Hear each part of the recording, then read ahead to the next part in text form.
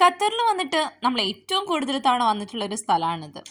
എന്തെങ്കിലും സങ്കടം വന്നാലോ സന്തോഷം വന്നാലോ ടെൻഷൻ വന്നാലോ ഒക്കെ നമ്മൾ ഓടി വരുന്ന ഒരു സ്ഥലമാണ്. ഇവിടെ വന്നിരിക്കാൻ ഞങ്ങൾക്ക് രണ്ടുപേർക്കും ഒരുപാട് ഇഷ്ടമാണ് കേട്ടോ. പിന്നെ നെച്ചു വന്നപ്പോഴും അതിന് മാറ്റമൊന്നും ഉണ്ടായില്ല. വൈകുന്നേരം വന്നതുകൊണ്ട് ചായ കൂടി നിർബന്ധമായതുകൊണ്ട് നമ്മൾ നേരെ വന്നത് ചായക്കടയിലേക്കാണേ. ഇവിടുന്ന് ഒരു ചായയും പഴംപൊരിയും ഒക്കെ കഴിച്ചു. പഴം പഴുക്കാത്തതുകൊണ്ട് നമുക്കത്ര ടേസ്റ്റ് ഒന്നും തോന്നിയില്ല. പക്ഷേ പഴം കഴിക്കാത്ത നെച്ചുവിന് ഈ പഴുക്കാത്ത പഴം ഭയങ്കര ഇഷ്ടമായി. അവക്ക് വേണ്ടി ഒരു പഴംപൊരി കൂടെ നമ്മൾ വാങ്ങിച്ചു കൊടുക്കുകയും ചെയ്തു.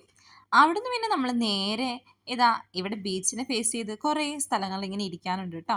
അപ്പം അത്യാവശ്യം ഇന്ന് നല്ല തിരക്കുണ്ട്. കാരണം എന്താ വെച്ചാൽ ഇവിടെ ഈദ് ഹോളിഡേയ്സ് ആണ്. 4-5 ദിവസത്തോളം ഇവിടെ ഫയർ വർക്ക്സ് നടക്കുന്നുണ്ട്. അപ്പം അതിൻ്റെ ആളും ഓളവും ഒക്കെ നല്ലോണം ഉണ്ട്.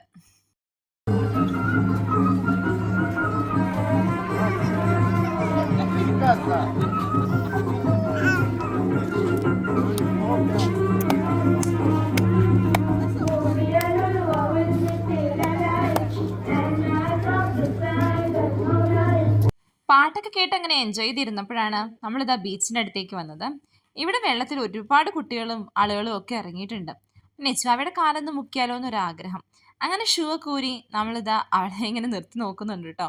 പക്ഷെ ആൾക്ക് ഭയങ്കര പേടിയാണ്. ആൾ കാല് പൊക്കി പൊക്കി വരികയാണ്.